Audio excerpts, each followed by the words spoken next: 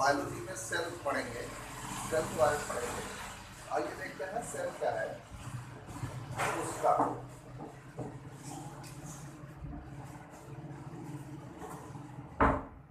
Cell cell आप लोग जानते हैं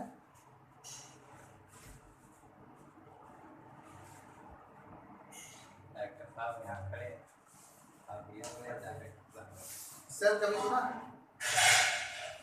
सेल और कहीं सुना है? सेल और कहीं सुना है आप लोगों ने? कहाँ सुना है? जैसे घड़ी में लगता है सेल, नहीं। जैसे घड़ी में सेल लगता है, घड़ी में सेल लगता है, तो घड़ी में सेल लगता है, या जो है ये जैसे बैटरी है, ये भी एक तरीके से सेल है। तो सेल का जो है वो जो घड़ी में लगता है, ये कांच में सेल लगता है, तो दोनों का जो है स्ट्रक्चर क्या है?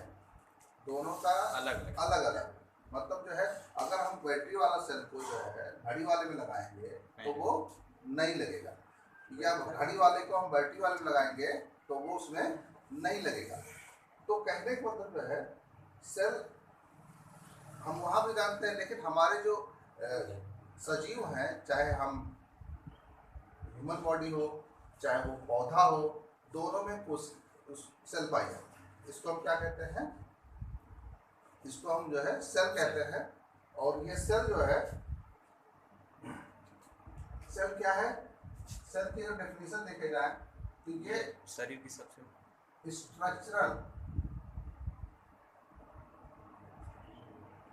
स्ट्रक्चरल और फंक्शनल,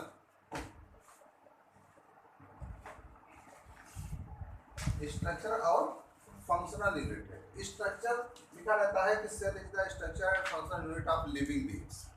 स्ट्रक्चर एंड फंक्शन मतलब क्या है? स्ट्रक्चर मतलब संरचना, फंक्शन मतलब कार्य। स्ट्रक्चर जैसा जिसका संरचना होगा वैसे उसके कार्य। जैसे हमारी आंख की सेल है, देखने का काम करती है। कान की सेल है, सुनने का काम करती है। नाक की सेल है, सूंघने का काम करती है। तो जैसे हमारे जो है, अगर हमारी आंख खराब हो जाए तो क्या हम अगर यहाँ अपने चमड़े मतलब जो अपने हाथ की कोशिका को निकाल के अगर अपने आंख में लगा दें तो क्या दिखाई देगा? नहीं काम करेगा। क्यों नहीं काम करेगा? क्यों? क्योंकि उसका स्ट्रक्चर अलग है और उसका फंक्शन अलग है। सभी सेल्स सभी हैं, लेकिन इसका स्ट्रक्चर और फंक्शन क्या होता है? अलग अलग होता है। ठीक है, तो ये जो है, अच्छा, सबसे पहले कोशिका को खोजा किसने था? रॉबर्ट हुक साहब ने। रॉबर्ट हुक साहब ने खोजा था कोशिका को 1665 में रॉबर्ट हुक साहब ने खोजा था। तो कहाँ खोजा था, कैसे खोजा था? बोतल की कार्क से। बोतल की कार्क मतलब क्या होता है? बोतल का कार्क कुछ नहीं है, जैसे बोतल होता है, पहले बोतल होती थी, उसमें जो है बोतल में क्या होता था? ढक्कन नहीं लगता था। बोतल में ढक्कन ना लग के क्या लगता था? उसमें जो है लकड़ी का गुटका फिट करते थे। क्या करते थे? लकड़ी का इसमें गुटका फिट कर देते थे। ये लकड़ी का गुटका फिट करते थे। ये जो लकड़ी का गुटका था, ये इसी को निकाल करके उन्होंने ये लकड़ी के गुटके को डाल करके इसका उन्होंने टीएस काटा। टीएस क्या काटा? टीएस काटा। अब ये टीएस क्या होता है? टीएस कुछ नहीं, ट्रांसवर्स सेक्शन होता है। ट्रांसवर्स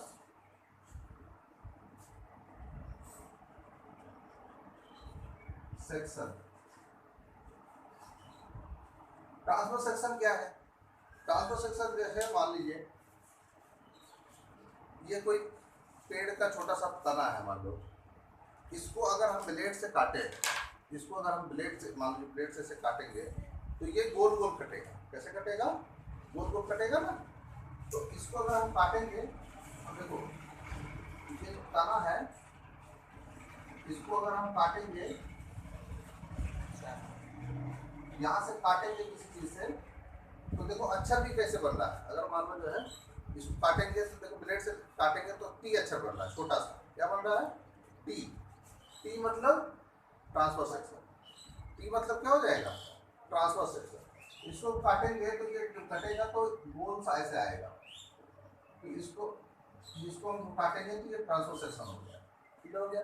तो उन्होंने क्या किया, इसको टीएस काटा, ट्रांसफर सेक्शन। जैसे हम लोग खीरा खाते हैं तो सलाद में खीरे को, जैसे मान लो खीरा ले लिए तो खीरे को जो है चाकू से अगर गोल गोल काटेंगे तो उसमें देखिए डिजाइन बन के आता है, बनता था ना, तो वो एक तरीके से क्या हमारा है, ट्रांसफर सेक्शन। एक ट्रांसफर सेक्शन होता है, एक लॉन्गिट्यूडनल सेक्शन होता है। ये बता दे रहे हैं ट्रांसफर सेक्शन, क्लियर हो गया। एक लॉन्गिट्यूडनल सेक्शन होता है, जैसे मान लो खीरा हम बाजार में खाने जाते हैं, तो बाजार में जब खीरा खाने जाते हैं तो उससे कहते भैया जरा खीरा छिल के दो, तो वो खीरा छिलता है, छिलने के बाद जो है वो गोल गोल नहीं, छोटा छोटा नहीं काट के देता है, छोटा छोटा काट के दे देगा तो उसको हमको ऐसे लेकर ले खाना पड़ेगा। वो कैसे काट के देता है, पूरा छिलता है, छिलने के बाद लंबा काटता है। कैसे काटता है, लंबा काटता है, इसमें नमक लगा, तो जो लंबा काटता है, देखो मान लो खीरा है, खीरे को वो काटेगा तो ये देखो ऐसे काटेगा, लंबा लंबा मतलब काटेगा, तो ये ब्लेड है, अब देखो कौन सा स्ट्रक्चर बन रहा है, यल, क्या बन रहा है, यल बन रहा है। यल मतलब लॉन्गिट्यूडनल सेक्शन, यल मतलब लॉन्गिट्यूडनल सेक्शन। तो जैसे किसी चीज को हम काटेंगे तो यहाँ से अगर काटेंगे ऐसे करके, ये ब्लेड है तो ये एल टाइप को बन जाएगा, ठीक है, एल टाइप को बन जाएगा, तो उसको हम क्या कहेंगे, लॉन्गिट्यूडनल सेक्शन, क्लियर हो गया, ठीक है। तो ये लॉन्गिट्यूडनल सेक्शन। तो उन्होंने क्या काटा था, ट्रांसफर सेक्शन काटा। ट्रांसफर सेक्शन काटने के बाद क्या देखा जो है, उसमें जो है इस सेल के अंदर छोटे छोटे जो है छोटे छोटे कमरे, मतलब मधुमक्खी छत्ते जैसे संरचना दिखाई दी। क्या दिखाई दी, मधुमक्खी छत्ते जैसे संरचना इसमें उन्होंने देखा, ठीक है। ये मधुमक्खी छत्ते जैसी संरचना उन्होंने देखी। अब मधुमक्खी छत्ते जैसी संरचना जो उन्होंने देखी, तो ये जो छोटा छोटा इसमें संरचना दिख रहा है, लैटिन भाषा में इस छोटे छोटे संरचना को कमरा कहा जाता है। क्या कहा जाता है, सेल का मतलब क्या होता है, कमरा। उन्होंने सोचा कि छोटे छोटे कमरे इसमें दिख रहे हैं, जैसे छोटे छोटे, तो वहां कमरे, रूम का मतलब होता है सेल, लैटिन में ये रूम है। इस रूम को वहां पर लैटिन में, लैटिन भाषा में क्या कहा जाता है, सेल कहा जाता है, इसीलिए इसका नाम क्या रखा गया, सेल रखा गया, ठीक है। तो ये रॉबर्ट हुक साहब ने इसको काट करके जो है दिया इस तरीके से। अब जो है ये एक रूम है, ठीक है। तो इस रूम को जो है उन्होंने बताया, चलो हम लोग एक रूम बनाते हैं, ठीक है। मान लीजिए हमारे पास जो है, कितना क्लियर हो गया, ठीक है।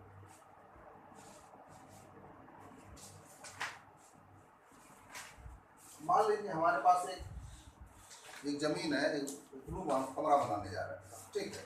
तो कमरा कैसे बनाएंगे, मान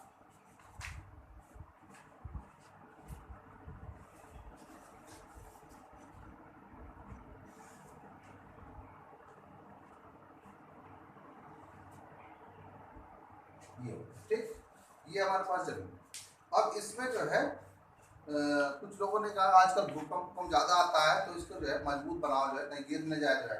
तो हम लोगों ने सोचा कि चलो ठीक है, इसमें आजकल पिलर लगा के बनाते हैं, तो पिलर लगा दिया,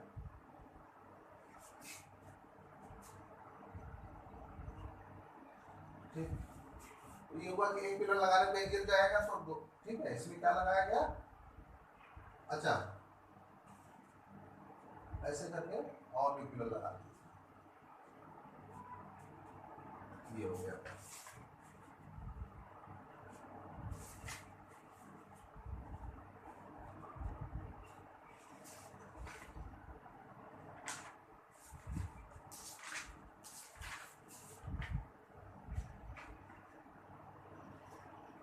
इसमें आने जाने का रास्ता भी रखेंगे ना,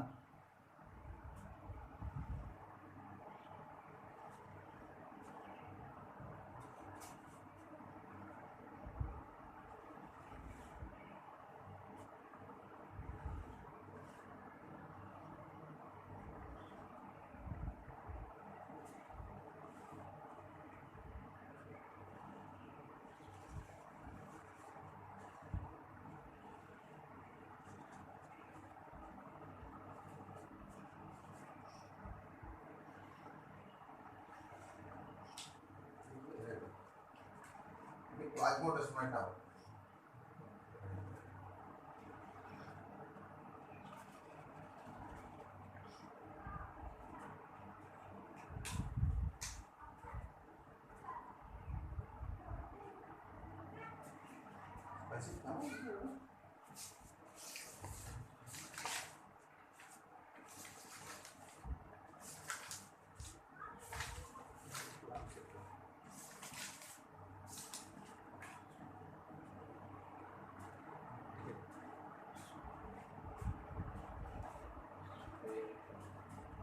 ठीक है, ये जो है इसको प्लाज्मोडेस्माटा कहते हैं। ये मतलब इसे आने जाने का रास्ता है। जैसे पैंट में नहीं होता है, छोटा सा खाना बना होता है, मतलब जो है वो ड्रॉप देना हुआ, कुछ देना हुआ जो है, तो वो ऐसे करते हैं। अब इसमें क्या है कि ये हमारा जो है कमरा बन गया। तो कमरा जो है इसमें कुछ नहीं है, ये इसके अंदर एक प्लाज्मा मेम्ब्रेन भी होती है। क्या होती है? Plasma membrane. ये सेल वाल है। क्या है? Cell wall. ये कोशिका की वाल है, इसलिए इसका नाम क्या है? Cell wall. इसमें एक प्लाज्मा मेम्ब्रेन भी है। ठीक है, ये प्लाज्मा मेम्ब्रेन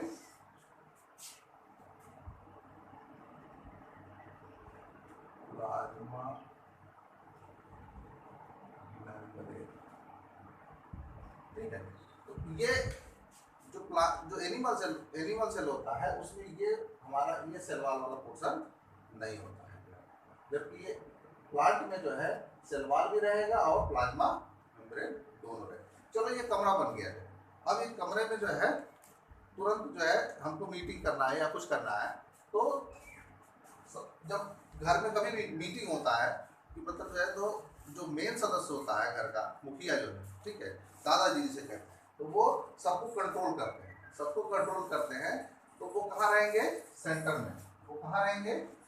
सेंटर में। ये दादाजी हैं, ये कहाँ बैठेंगे? सेंटर में बैठेंगे।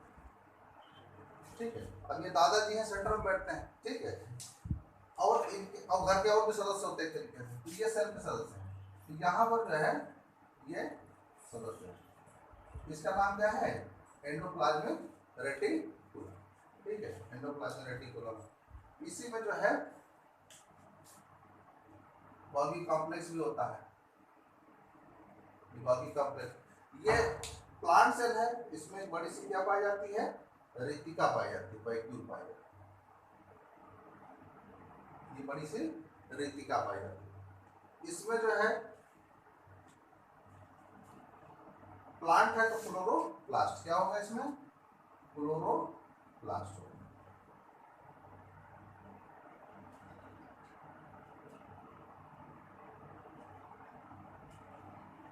ये chloroplast. Power house of the cell, power house of the cell mitochondria. Mitochondria इसमें है।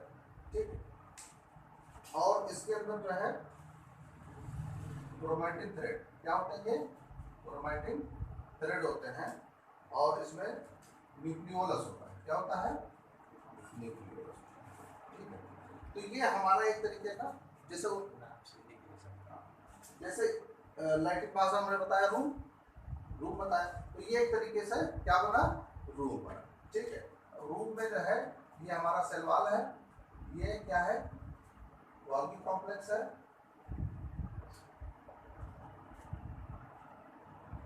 गोल्गी कॉम्प्लेक्स ये जो है इंडोप्लाज्मिक, यार कहते हैं इसको, इंडोप्लाज्मिक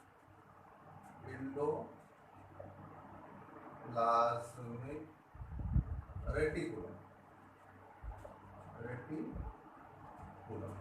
इसके ऊपर जो है राइबोसोम लगे, जो प्रोटीन सिंथेसिस में काम करते हैं। इसके ऊपर क्या लगे होते हैं? राइबोसोम। इसलिए इनको रफ इंडो, जिसपे राइबोसोम लगे होते हैं उनको क्या कहेंगे हम? Rough endoplasmic reticulum. ठीक है, ये हमारे राइबोसोम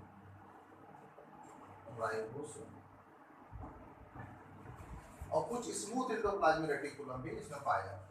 कोशिका में ऐसे फैले, जिन पर राइबोसोम नहीं लगे रहते हैं। इसमें राइबोसोम लगे हैं तो इसको हम रफ एंडोप्लाज्मिक रेटिकुलम कहते हैं।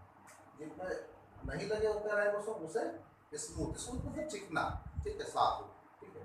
इसके बाद जो है ये क्या है हमारा न्यूक्लियस है, हमारा क्या है ये न्यूक्लियस, जो पूरे कोशिका को क्या करता है, कंट्रोल करता है, कंट्रोलिंग पावर। ये हमारा जो है न्यूक्लियोलस है।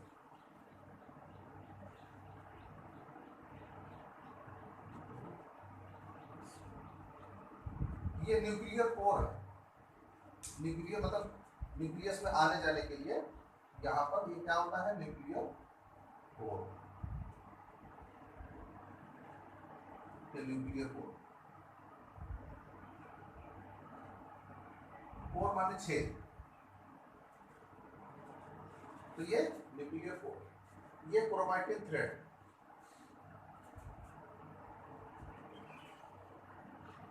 क्रोमैटिन थ्रेड, ये क्रोमैटिन थ्रेड। अब इसमें जो है बड़ा कंफ्यूजन होता है कि साइटोप्लाज्म कहाँ है, न्यूक्लियोप्लाज्म कहाँ है और प्रोटोप्लाज्म क्या है, तीन वर्ड इसमें आते हैं। अच्छा ये बताओ, ये जो क्या नाम, ये जो हमने पिलर लगाए थे, ये पिलर का क्या मतलब है, हमने पिलर क्यों लगाए थे? वो तो मजबूत के लिए लगाया, वो तो आम भाषा में बात कर रहे हैं। लेकिन यहाँ देखो, अगर ध्यान से देखो तो ये एक सेल है, इस सेल के बगल में दूसरी सेल है, इस सेल के बगल में क्या है, दूसरी सेल है यहाँ पर, जहाँ से किसी चीज का क्या हो जाएगा, आदान प्रदान हो जाएगा। तो कैसे जो है, अगर इसको छोटा करके बनाएंगे तो छोटा करके बनाएंगे, तो ये एक सेल है, ये एक सेल है, इसके बगल में ये जो निकला हुआ है ऐसे करके, ये देखो निकला है, तो इसको अगर हम ऐसे करके मिला देंगे तो दूसरी सेल हो जाएगी, यहां से मिला देंगे तो तीसरी सेल हो जाएगी। मतलब ऐसे अगर हम इसको मिलाते चले जाएंगे तो ये मतलब पूरा कवर कर देंगे। इसलिए हम लोग जो सेल फोन यूज करते हैं उसका नाम सेल फोन है। क्यों सेल फोन है?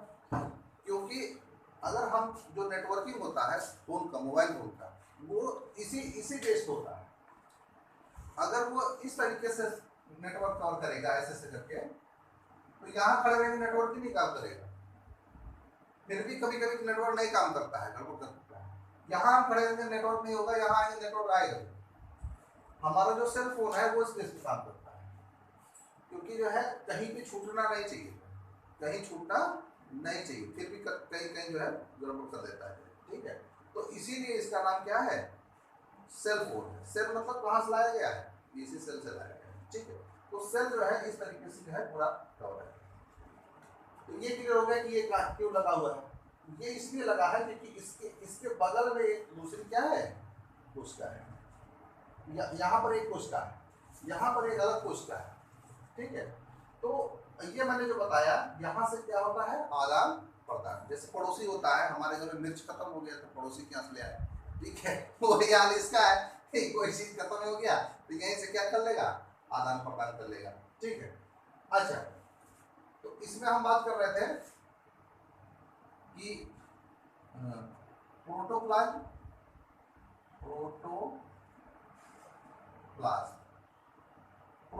क्या है?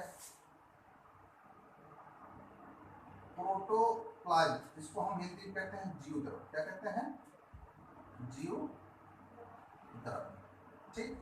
प्रोटोप्लाज्म को हम क्या कहते हैं, जीवद्रव। जीव का मतलब क्या होता है, जीव का मतलब जान, द्रव्य मतलब क्या होता है, पदार्थ। ऐसा पदार्थ जिसमें क्या होता है, जान होता है। ऐसा पदार्थ, कोई ऐसा पदार्थ जिसमें क्या हो, जान हो, उसे क्या कहेंगे, जीव द्रव्य या प्रोटोप्लाज्म, ठीक है। द्रव्य क्या होता है, या द्रव्य के फिजिक्स में पढ़े होंगे कि तीन अवस्थाएं होती हैं। क्या होती हैं, ठोस, द्रव और क्या होती हैं, गैस। द्रव की कितनी 3 अवस्थाएं होती हैं, चाहे वो कोई भी पदार्थ, चाहे वो ठोस में हो, अगर उसमें जान है, द्रव हो उसमें जान है, गैस हो उसमें जान है, तो क्या किसके अंदर में आएगा? प्रोटोप्लाज्म, जीव द्रव्य के अंदर में आएगा। तो ये जीव माने जान, द्रव माने पदार्थ। क्लियर हो गया? अब जो है इसके अंदर कोशिका के अंदर है, ये कोशिका के अंदर पूरा जितना है ये प्लाज्मा मेम्ब्रेन के अंदर जितना भी सारा मटेरियल है, ये इसके अंदर आता है जीव द्रव्य, प्रोटोप्लाज्म। ये पूरा क्या है? ये जीव द्रव्य। ये सब पूरा क्या है? ये सब जो है, ये सब पूरा जीव द्रव्य है, ये पूरा। अब इसमें एक बात आती है कि साइटोप्लाज्म कहाँ होता है और न्यूक्लियोप्लाज्म कहाँ होता है। तो साइटोप्लाज्म और न्यूक्लियोप्लाज्म इसी के दो बेटे हैं, इसी के दो बेटे हैं, एक दूसरे, इसी के दो भाग हैं। तो प्रोटोप्लाज्म में दो भाग हैं,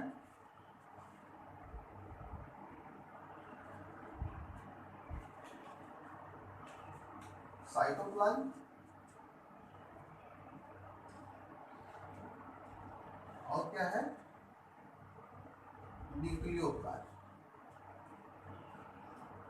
अब ये रहते कहाँ हैं? सेल के अंदर कहाँ पाए जाएंगे?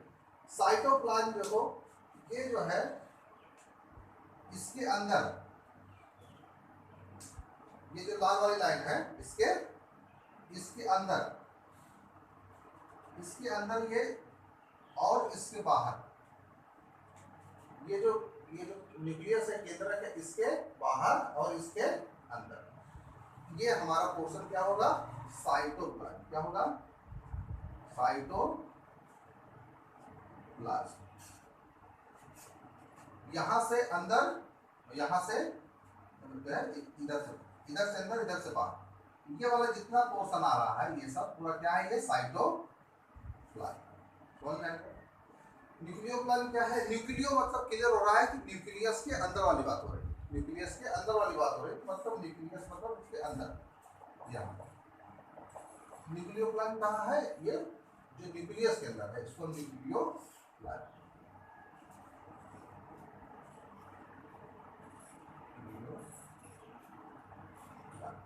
ठीक, ये सेल के न्यूक्लियस के अंदर है, ये न्यूक्लियोप्लाज्म है।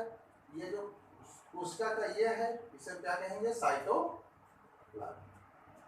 क्लियर हो गया? तो ये जो है इसके दो पार्ट,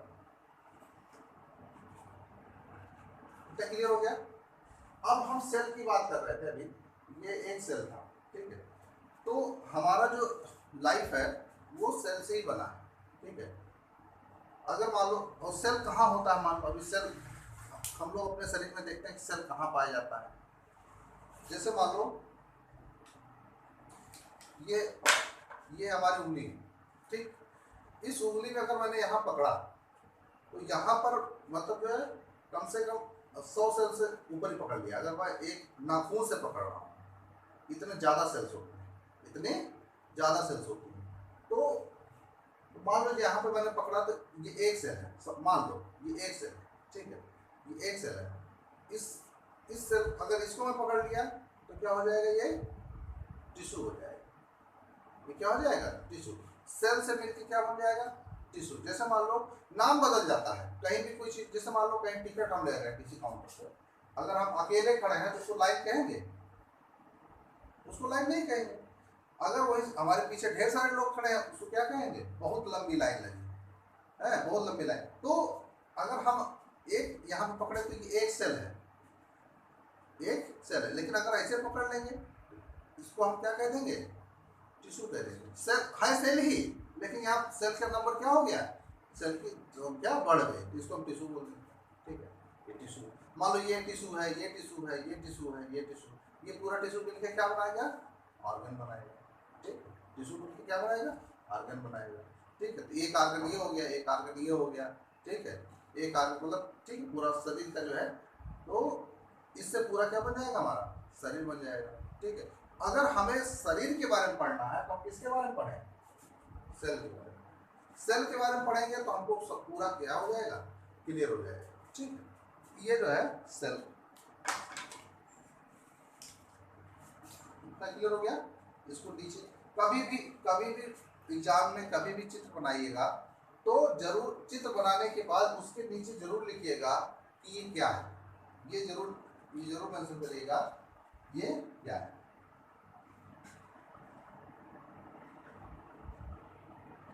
दी प्लांट्स, ये क्या हो गया, दी प्लांट सेल। तो ये प्लांट सेल है हमारा जो है। अब इसमें प्लांट सेल और एनिमल सेल में क्या डिफरेंस है, क्या डिफरेंस है? एनिमल सेल में ये सेल वॉल नहीं पाई जाती, ये सेल वॉल नहीं पाई जाती है। और क्या नहीं पाया जाएगा एनिमल सेल में? ये क्लोरोप्लास्ट नहीं पाएगा। हाँ क्लोरोप्लास्ट, ठीक है, ये क्लोरोप्लास्ट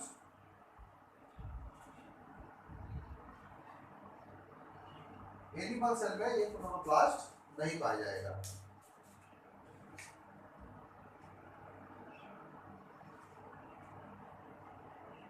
माइटोकॉन्ड्रिया,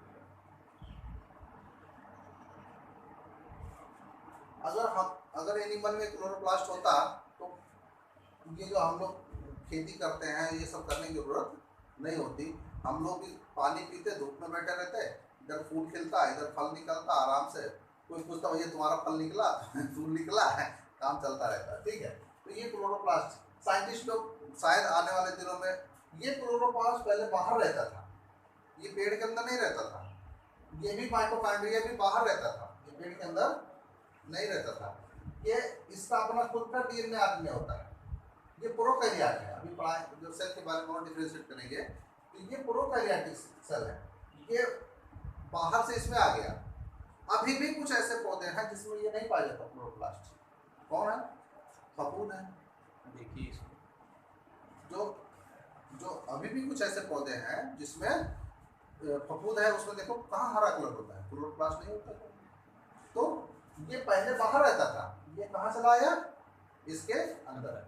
ये भी इसके अंदर आके इसी में एडजस्ट हो गया, तब से फिर जो है इसी का भाग हो गया, इसी में रहने लगा जो, ठीक है।